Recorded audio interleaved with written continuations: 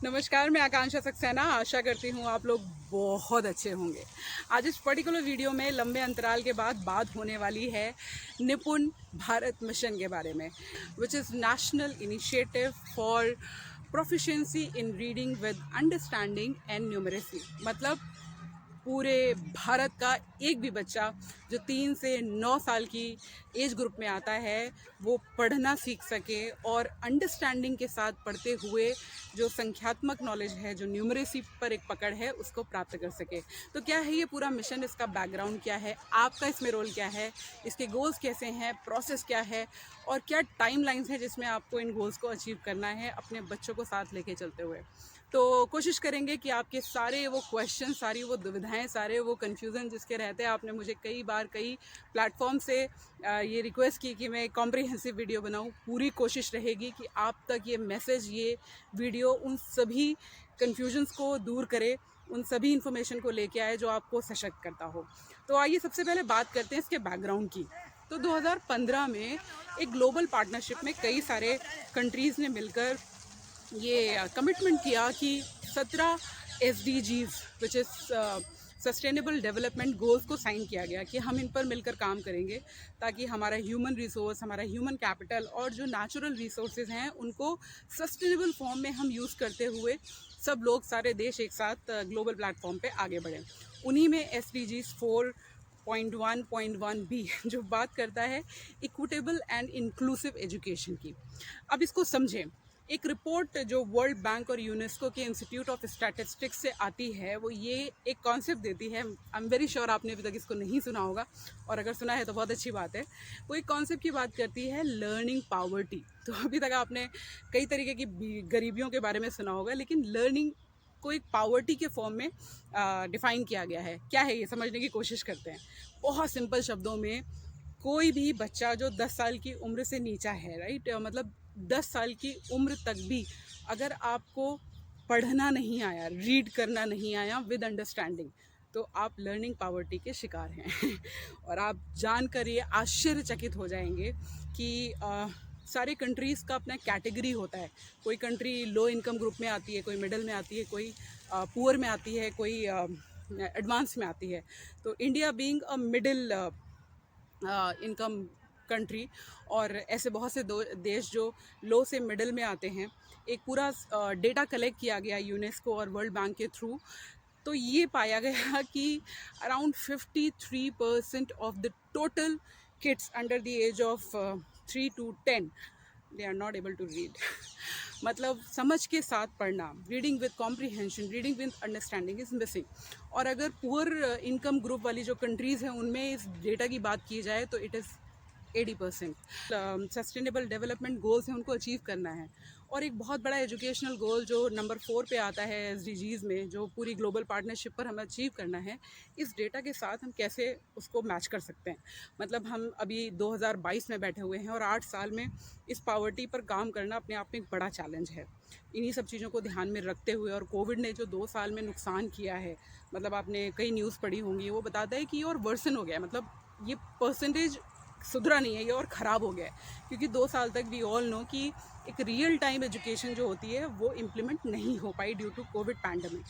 तो अभी इस प्रेजेंट स्टेज को हम देखें, अभी तक हम अपने नेशनल लेवल पे बात करते थे। जो नेशनल अचीवमेंट सर्वे होता है, NAS की रिपोर्ट होती थी, असर की रिपोर्ट होती थी, प्रथम की रिपोर्ट होती थी, वो चिक चिक के कहती थी कि क्वालिटी एजुकेशन नहीं है, क्वालिटी एजुकेशन नहीं है। और टाइम बाय टाइम कभी प्रथम का कोई कॉन्सेप्ट आता था, कभी मिशन प्रेरणा आता है, कभी कुछ कभी कुछ कभी कुछ, कई तरीके के इम्प्लीमेंटेशन, इंटरवेंशन किए जाते थे कि क्वालिटी ऑफ एजुकेशन पे काम किया जाए।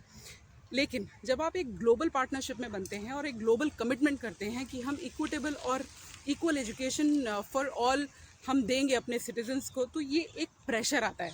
अभी आपको इंश्योर करना ही पड़ेगा कि किसी भी लेवल पे आप अपने ह्यूमन कैपिटल के साथ खिलवाड़ नहीं कर सकते।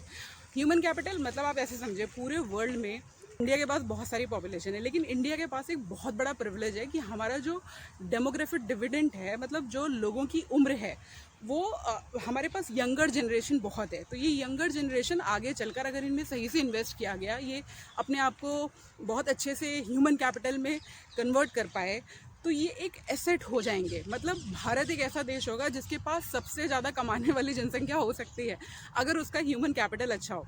मतलब आप रिपोर्ट पढ़ते होंगे कि 5 लाख इंजीनियर्स हैं जिनको 10,000 से कम की ही नौकरी मिलती है, तो ये ह्यूमन कैपिटल अच्छा नहीं है।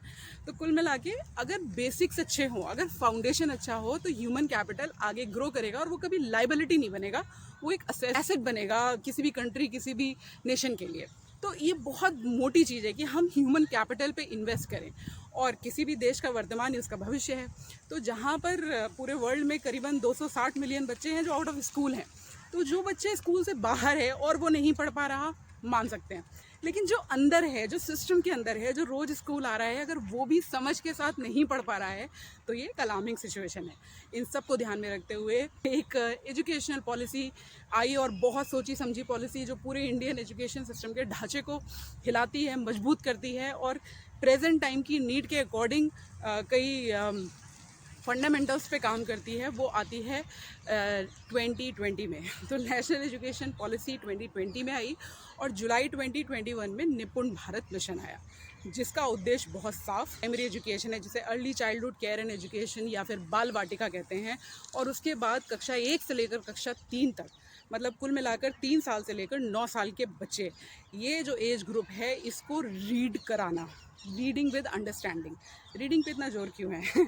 क्योंकि रीडिंग ही वो गेटवेज हैं जो आपको पढ़ाई के लिए मोटिवेशन देते हैं, नेचुरल मोटिवेशन देते हैं। अगर मान लीजिए आपको मैं किताब दूँ और उस किताब के शुरुआती 1-2 पन्ने पे ऐसे बहुत सारे डिफ़िकल्ट वर्ड्स आ जाएँ जो आप ना पढ़ पाएँ, जो आप ना समझ पाएँ, तो अपने इंटरेस्ट खो देंगे। इंटरेस्ट खो देंगे तो आप डेफिनेटली किताब बंद करके रख देंगे। Same goes with kids. वो जब स्कूल में आते हैं, और हमेशा टीचर एक रिसोर्स के फॉर्म में अवेलेबल नहीं हो सकता, तो अगर बच्चे को रीड करना आता है, चीज़ों को देख कर उन्हें परसीव करना आता है, उन्हें समझ में आता है, तो एक इंटरेस्ट, एक कॉन्टैक्ट, एक कनेक्ट बना रहता है, और वो उसको आगे बढ़ने के लिए मोटिवेट करता है। फिर अगर रीडिंग एक बेसिक स्किल है, रीडिंग विद अंडरस्टैंडिंग, अगर आपको बेसिक स्किल्स आ गई तो आप किसी भी सब्जेक्ट को पढ़ सकते हैं। आपको केवल किताब तो ही देनी पड़ेगी, लेकिन आपको पढ़ना ही नहीं आता है, और समझ पढ़ के कॉम्प्रीहेंड। मैं एसआरजी के पद पर रहते हुए जब भी विजिट पे जाती थी, तो मैं कई बार बच्चों से कहती थी कि ये वज़न लिखा हुआ है, इसका मतलब क्या है? तो वज़न पढ़ तो लेते हैं, लेकिन वज़न का मतलब क्या है वो उसको डिफाइन नहीं कर पाते थे, और ऐसे बहुत सारे इंसिडेंट्स होते थे। तो मैं हमेशा उनसे कहती थी कि जो भी पढ़ो उसका रियल टाइम में इम्प्लीमेंटेशन देखो, प्रैक्टिकलिटी देखो कि उसको कैसे, कहाँ यूटिलाइज कर सकते हो। जब आपको ही किसी और को बताना पड़ेगा तो आप इसे कैसे डिफाइन करोगे? तो पढ़ना और समझ के साथ पढ़ना, ये दोनों एक बड़ी चीज़ें हैं। तो कुल मिलाकर बच्चे 3 साल से लेकर 9 साल की उम्र तक पढ़ें, समझ के साथ पढ़ें, और संख्याओं का ज्ञान रखें। तो ये दोनों चीज़ें ही इम्पॉर्टेंट इसलिए हैं क्योंकि लाइफ में आप अच्छी नौकरी पाएँ या ना पाएँ, अच्छे डिसीज़न करें ना करें, लेकिन बेसिक सर्वाइवल के लिए फंक्शनल लिटरेसी का होना ज़रूरी है। फंक्शनल लिटरेसी मतलब जो एक चाय का ठेला लगाता है, या फिर जो अनस्किल्ड जॉब करते हैं, अनऑर्गेनाइज सेक्टर में काम करते हैं, रोज़मर्रा की ज़िंदगी जीने के लिए अगर आपके हाथ में 100 रुपये दे दिए जाएँ और कहा जाए एक जीवन जियो, तो आपको नंबर्स में बात करनी पड़ेगी, आपको जोड़ना, घटाना, गुणा करना आना पड़ेगा। मतलब नॉर्मल लाइफ में आप कुछ खरीदने जाएंगे, आपने इतने पैसे दिए, कितने वापस लेने हैं, और ये भाषा और जो गणित होती है ना, ये जीवन है, ये सब्जेक्ट नहीं है, ये जीवन है। अगर ये नहीं आता आपको तो आपको कुछ भी नहीं आता। मतलब मैं अभी प्रेजेंटली जर्मनी में हूँ, और जर्मन एक नई भाषा है मेरे लिए।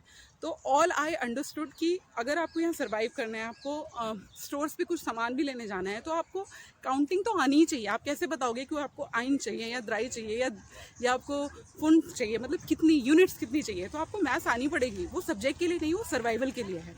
तो इसीलिए इन दोनों की महत्ता बड़ी इंपॉर्टेंट है, और बहुत बड़े स्केल पे भारत का हर बच्चा जो 3 से लेकर 9 साल की एज ग्रुप में आता है, उसको पढ़ना आएगा, समझ के साथ पढ़ना आएगा, और बेसिक न्यूमेरेसी के कॉन्सेप्ट आएंगे, जोड़ना, घटाना, प्लस माइनस, और पैटर्न्स को सीखना, ये सब कुछ आएगा। और अब ये सब्जेक्ट की तरह नहीं आएगा, लाइफ स्किल्स की तरह आएगा। तो ये पूरा मोटा एक ढांचा है। कैसे होगा इसकी बात करते हैं। ये है हर उस बच्चे के लिए जो 3 साल से लेकर 9 साल की उम्र के बीच में है। मतलब जब बच्चा बाल वाटिका में एंट्री करेगा और क्लास 3 तक पहुंचेगा, यही वो एज ग्रुप है, 3 से 9 ईयर्स का। उसको अंडरस्टैंडिंग के साथ रीड करना और संख्यात्मकता का, मतलब जो न्यूमरेसी है, बेसिक न्यूमरेसी है, फंक्शनल न्यूमरेसी है, उसका ज्ञान होना चाहिए। अब ये नेशन का एजेंडा है, ये नेशन का एक टाइमलाइन दिया है कि हर स्टेट को इस ऑब्जेक्टिव को, इस एम को अचीव करना है सन 2026-27 तक। ये नेशनल टाइमलाइंस है to achieve the target. Target क्या है? भारत का हर एक बच्चा, each and every child of India, जो एज ग्रुप 3 से लेकर 9 तक है, उसे अंडरस्टैंडिंग के साथ रीड करना है और बेसिक न्यूमरेसी के कॉन्सेप्ट उसको आने चाहिए। ये लक्ष्य है, ये सबको अचीव करना है 2026 से लेकर 27 तक। अब क्योंकि अपन उत्तर प्रदेश के शिक्षक हैं, उत्तर प्रदेश के एजुकेशन सिस्टम को सपोर्ट करते हैं, वहाँ के सिस्टम का एक पार्ट हैं, तो अब बात करते हैं कि हमारा प्रदेश, उत्तर प्रदेश, इस पर्टिकुलर एम को अचीव करने के लिए अपनी क्या नीति बनाई उसने। तो उत्तर प्रदेश ने एक बहुत अच्छा कॉन्सेप्ट लाया है। SCRT और परियोजना के ऑफिस ने मिलकर बैठ के कुछ निपुण लक्ष्य बनाए। तो लक्ष्य निपुण जो मिशन है उसने भी दिए थे, उसी को सिंक्रोनाइज करते हुए निपुण लक्ष्य का एक बेस क्रिएट किया गया और ऐसा कहा गया कि आपका एक बेस लाइन डेटा है। वो बेस लाइन डेटा कहाँ से आया? नेशनल अचीवमेंट सर्वे का जो एग्ज़ाम हुआ था 2021-22 का, उससे हर जनपद किस स्तर पे, जैसे मैं गौतम बुद्ध नगर से हूँ और गौतम बुद्ध नगर का नेशनल अचीवमेंट जो सर्वे है वो प्रेजेंट टाइम में बेस लाइन पे 43% है। तो ये आपका बेस लाइन है और आपको 2025-26 तक, तो नेशनल टाइम लाइन है 26-27। उत्तर प्रदेश कहता है कि हम इस ऑब्जेक्टिव को, इस उद्देश्य को, इस लक्ष्य को 1 साल पहले अचीव करेंगे। ये हमारा टाइम लाइन है, राइट। तो 1 साल पहले, which is 25-26 academic year 2025-26, right. आपको यहाँ तक अचीव करना है। कैसे अचीव करेंगे? तो आपको एक बेस लाइन रेफरेंस पॉइंट दे दिया। नेशनल अचीवमेंट सर्वे 21-22 पे जो एग्ज़ाम हुआ था, उसमें जो आपके बच्चों की परफॉर्मेंस रही थी, उसके आधार पर आपकी एक परसेंटेज आपको डिवाइड करके दी हुई है। पूरा एक 9 पन्नों का एक आदेश है जो अभी 27 जून 2022 को निकाला गया है। उसमें हर जनपद की स्थिति दी हुई है और हर जनपद को हर 3 महीने पर एक टारगेट सेट करके दिया हुआ है और बाय द एंड ऑफ 2025-26 वो हर जनपद को 100% पर पहुंचना है। तो आप एक ट्राइमेस्टर में 4% की ग्रोथ लेंगे, दूसरे ट्राइमेस्टर में 5% की, फिर 3% की, सबका अपना अलग अलग है। तो मैं गौतम बुद्ध नगर का देख रही थी, हमारा अभी 43% बेस लाइन है और क्वार्टर में डिवाइड किया हुआ है। तो 1 साल में होते हैं 12 महीने, क्वार्टर होके 4 बनते हैं, तो 4 बार ये असेसमेंट होगा और हर असेसमेंट में आपको अपने जनपद को अपने बेस लाइन से ऊपर लेके जाना है और हर कीमत पे 2025-26 तक ये 100% अचीवमेंट करनी है। अब उद्देश्य क्या है? उद्देश्य ये है कि बाल वाटिका में बच्चों को क्या क्या आना चाहिए। बाल वाटिका मतलब प्री प्रिपरेटरी जो क्लासेस होती हैं, मतलब क्लास 1 में एडमिशन से पहले जो बच्चे आंगनवाड़ी में जाते थे, जिन्हें हम अर्ली चाइल्डहुड केयर एजुकेशन का पायदान कह रहे हैं, जिसे हम बाल वाटिका कह रहे हैं, वहाँ पर तो 2, एक भाषा और एक गणित, इनके लक्ष्य दिए हुए हैं। भाषा जो आपकी मातृभाषा है, क्योंकि बच्चा सबसे अच्छा कनेक्ट किस में करता है? जो उसकी अपनी मातृभाषा होती है, जिसे वो सुनता है, जिसे वो समझता है, जिसमें वो कनेक्ट करता है। तो एक छोटा बच्चा जो बाल वाटिका में आता है, पूरी तरीके से प्ले वे मेथड के थ्रू पढ़ाई होगी, कोई प्रेशर नहीं होगा, एक्टिविटी बेस्ड मेथड्स के थ्रू लर्निंग होगी और उस बच्चे को 2 अक्षरों वाले कोई भी 5 शब्द जो सूची में दिए गए हैं वो पहचानने आने चाहिए। मतलब किसी बच्चे का टेस्ट करना है, जो हम ट्राइमेस्टर का असेसमेंट बोल रहे हैं, हर 3 महीने पे त्रैमासिक जो मूल्यांकन कह रहे हैं, उस पर जाके एक लिस्ट बच्चे के सामने रखी गई बाल वाटिका की, उसमें मान लीजिए 20 शब्द हैं, बच्चा कोई भी 5 2 अक्षर वाले शब्द पहचान गया, मतलब उसने वो लक्ष्य प्राप्त कर लिया। इस तरह से मैथ्स में उसको क्या आना चाहिए? मैथ्स में उसको 1 से लेकर 10 तक के जो अंक हैं उनको पहचानना आना चाहिए, उनको बोलना आना चाहिए और साथ ही साथ पैटर्न्स आने चाहिए। मतलब उसको नंबर्स आपने दे दिए, उसको सीरीज़ में लगाना कि पहले फर्स्ट आता है, सेकंड आता है, थर्ड, शेप्स देती, बड़े से छोटा, छोटे से बड़ा, पैटर्न फॉर्मेशन ऑर्गेनाइज करना आना चाहिए। ये बाल वाटिका का उद्देश्य है। फिर क्लास 1 पे आते हैं। क्लास 1 पे बच्चे को हिंदी में क्या आना चाहिए? बच्चा 2 शब्द वाले 5 शब्दों वाला कोई भी सरल वाक्य पढ़ने में सक्षम होना चाहिए, राइट। मतलब जो भी आप देंगे, एक छोटे छोटे सेंटेंसेस दिए हैं, बच्चा वो पढ़ ले और समझ के साथ पढ़े, ठीक है। और मैथ्स में क्या करेगा? 1 अंक वाले वो जो आपके प्लस माइनस के सवाल होते हैं वो उसे करने आने चाहिए और ऐसे मान के चल रहे हैं कि 75% जो उसके सवाल हैं उनके आंसर करेक्ट होने चाहिए। मतलब 100% की उम्मीद नहीं है। 10 सवाल दिए अगर 1 अंक वाले, तो वो कम से कम उनमें से 7 सवाल करेक्ट करे, ये उसका लक्ष्य है। क्लास 2 में हिंदी में वो कोई भी जो एक अनुच्छेद दिया हुआ है, पैराग्राफ दिया है, उसमें 45 शब्द पर मिनट में पढ़ ले। मतलब 1 मिनट में 45 शब्द विद फ्लुएंसी, प्रभावपूर्ण तरीके से पढ़ ले। और अब ये चेक करना है कि उसको समझ आई उसको कि नहीं आई। तो समझ को टेस्ट करने के लिए, अंडरस्टैंडिंग कॉम्प्रिहेंशन को टेस्ट करने के लिए उसी अनुच्छेद से दिए गए जो प्रश्न है वो 75% उसको करेक्ट करके बता दे आपको कि ये मैंने इससे ये समझा, राइट। और मैथ्स की बात करें तो 2 अंक वाले मतलब 99 की संख्याओं तक का ये जो योग होता है उसमें प्लस और माइनस उसको आना चाहिए, और अगर ऐसे उसको सवाल दिए जाएँ 2 संख्याओं वाले तो वो 75% तक उनको करेक्ट कर ले। क्लास 3rd के लिए क्या ऑब्जेक्टिव है, भाषा में वो 60 शब्द प्रति मिनट प्रभावपूर्ण तरीके से पढ़ ले, एक पैराग्राफ जो उसको दिया गया हो, और उससे रिलेटेड जो क्वेश्चन आंसर है उन्हें 75% तक वो सॉल्व करना उसको आता हो, मतलब जो उसने पढ़ा है उसे उसकी समझ आई और उसको आंसर कर सकता है। और मैथ्स में क्या करना है, 3 अंकों तक मतलब 999 तक की जो संख्याएं हैं उसका प्लस माइनस करके वो आपको दिखा दे। 75% तक उसके सारे क्वेश्चन आंसर जो आपने क्वेश्चन दिए उनके आंसर करेक्ट होने चाहिए। साथ ही साथ 2 से लेकर 10 तक मतलब जो गुणा वाले सवाल होते हैं ना, जिसका गुणनफल जो है वो 100 के अंदर अंदर हो, इस तरह के सवाल को वो आपको करके दिखा दे। तो प्लस माइनस के साथ गुणा और आ गया। तो ये बिल्कुल basic minimum level of learning fix कर दिए, और ये पूरे भारत में सबको अचीव करने, राइट। तो जो निपुण भारत का जो अपना एक पूरा सर्कुलर है उसमें भी ये ऐसे ही है। तो हमने क्या किया, उत्तर प्रदेश ने जो मिशन प्रेरणा चल रहा था उसी की नींव पर, क्योंकि अभी टीचर 2-3 सालों से उसी लेवल पे काम कर रहे हैं, तो उनके लिए कुछ नया नहीं होगा, बस कुछ चीज़ें चेंज हुई हैं जो आपको फटाफट से समझनी है।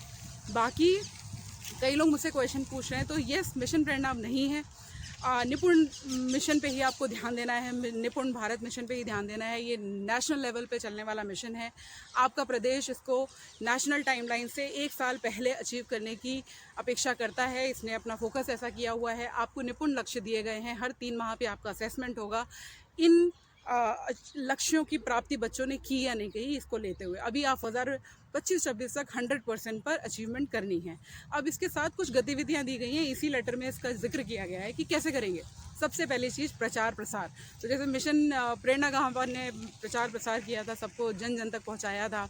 एडमिनिस्ट्रेशन के लोग हों, शिक्षा विभाग के लोग हों, पेरेंट्स हों, कम्युनिटी हो, सबको इन्वॉल्व करिए, सबको बताइए कि आपके बच्चे के साथ भारतवर्ष स्तर पर कौन सा मिशन चल रहा है, इसकी किन चीज़ों पर हम काम कर रहे हैं, किस तरह से आपका सहयोग वांछित है, किस तरह से आपका इन्वॉल्वमेंट इसमें ज़रूरी है। तो सबको कंटेस्ट होना चाहिए, प्रेजेंटेशन दीजिए, जगह जगह लोगों से बात करिए निपुण भारत मिशन के बारे में, सबसे पहला काम।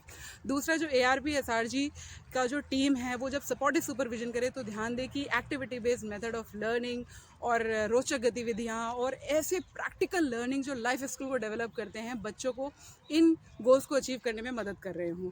फिर संकुल लेवल पे, संकुल एक बहुत इंपॉर्टेंट हिस्सा है इस पूरी कड़ी का। वो अपने संकुल विद्यालयों की जो रेगुलर मीटिंग्स हैं, मंथली मीटिंग्स हैं, उनमें ज़रूर जाएं, एक दूसरे से डिस्कशन करें, कौन से तरीक़ों से इन लक्ष्यों की प्राप्ति जल्दी और आसानी से और अच्छे तरीके से 100% सुनिश्चित की जा सकती है, इस पर बात करें।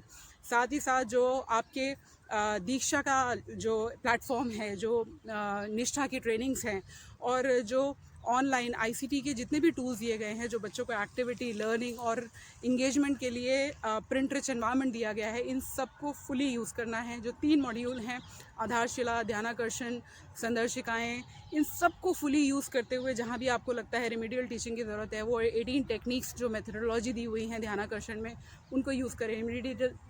रिमीडियल टीचिंग की जहाँ ज़रूरत है उसको यूज़ करें।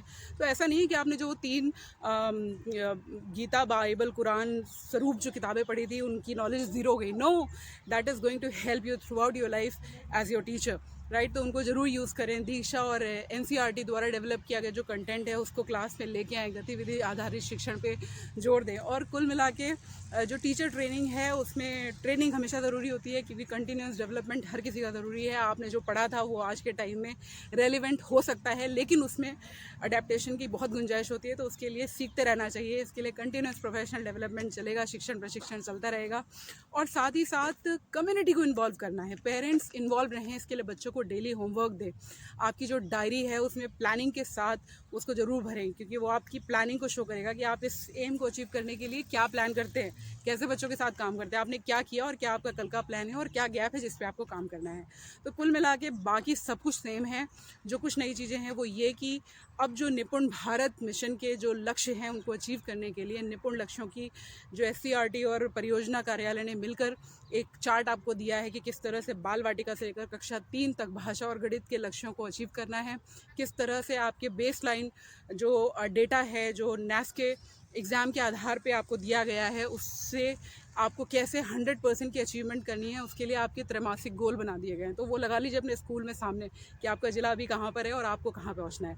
ज़िले से आपको अपना डेटा भी मिल जाएगा कि आपका पर्टिकुलर स्कूल कहाँ पर है और आपको कितनी मेहनत करके इस को अचीव करना है। तो बिल्कुल सिंपल सा है, एक रेफरेंस पॉइंट होता है, उस रेफरेंस पॉइंट से आपको कहाँ पहुँचना है। तो रेफरेंस पॉइंट है बेसलाइन डेटा ऑफ NAS सर्वे और NAS एग्जामिनेशन रिजल्ट 2020-21 और पहुँचना आपको 100% पे है। कैसे पहुँचना है और क्या करना है वो है आपके निपुण लक्ष्य। उसको अचीव करने के लिए पेरेंट, टीचर, अभिभावक, प्रशासन सब मिलकर बच्चों को केवल और केवल संख्यात्मक ज्ञान और रीडिंग विद अंडरस्टैंडिंग को इंश्योर करेंगे। अपनी ह्यूमन कैपिटल को सर्वाइवल के योग्य बना रहे हैं, इसलिए आप फाउंडेशनल लिटरेसी और न्यूमरेसी को इन्वॉल्व कर रहे हैं और निपुण भारत मिशन का सहारा लेते हुए आगे बढ़ रहे हैं। मेरी ऐसी उम्मीद है कि ये वीडियो आपको 100% मदद करेगा एक बेहतर अंडरस्टैंडिंग बनाने में। क्या है निपुण भारत मिशन, किस तरह से उत्तर प्रदेश इसको अचीव करने के लिए 1 साल पहले अचीव करने के लिए अपने लक्ष्यों की प्राप्ति के लिए ट्राइमेस्टर वाइज आपको टारगेट देता है और किस तरह से आपको ये अचीव करना है, इसकी पूरा एक फ्लो आपको देता है। ऑफिशियल ऑर्डर ज़रूर रेफ़र करिए इसके लिए। और आप जहाँ भी हैं, एक टीचर के अंदर, ये मैं पर्सनली कहती हूँ, जैसे मैं इस टाइम लीव विदाउट पे हूँ, लेकिन मुझे लगता है this is the best way I can support you, right. तो आप जहाँ पर भी हैं बस अपने दिमाग में ये बना लीजिए कि आपकी क्लास में पढ़ने वाला हर बच्चा पढ़ना जानता हो, समझ के साथ पढ़ना जानता हो और उसे संख्याओं का ज्ञान हो, उसे पैटर्न्स बनाने आते हों, उसे जोड़ना, घटाना, गुणा करना आता हो। इतना आप कर लेंगे, आपने कई लाखों बच्चों की ज़िंदगियां बना देंगे, देश को एक अलग पायदान पे ले जाके खड़ा कर देंगे और यही हम लोगों से अपेक्षित है। आशा करती हूँ ये वीडियो आपको पसंद आया होगा। वीडियो को लाइक, शेयर, सब्सक्राइब जरूर करिए और अपने हर शिक्षक साथी तक जरूर भेजिए। और अगर आपके अभी भी कोई क्वेश्चन है तो प्लीज़ उसको कमेंट बॉक्स में लिख के ज़रूर बताइए। कुछ भी फीडबैक है मेरे लिए तो भी उसे लिखने में बिल्कुल हिचकिए मत। और उम्मीद करती हूँ ये आपको अच्छा लगा होगा, नहीं भी अच्छा लगा हो तो भी लिखिएगा। और कुछ भी क्वेश्चन हो तो most welcome, write them down, जो मेरी बेस्ट पॉसिबल लेवल पे होगा मैं उसको ज़रूर आंसर करूँगी। बहुत ध्यान रखें और देश को अलग पायदान पर ले जाके खड़े करने की जिम्मेदारी मेरी, आपकी और हम सबकी है। तो आइए मिलते हैं, साथ चलते हैं, आगे बढ़ते हैं। खुश रहिए, स्वस्थ रहिए, समृद्ध रहिए। नमस्कार।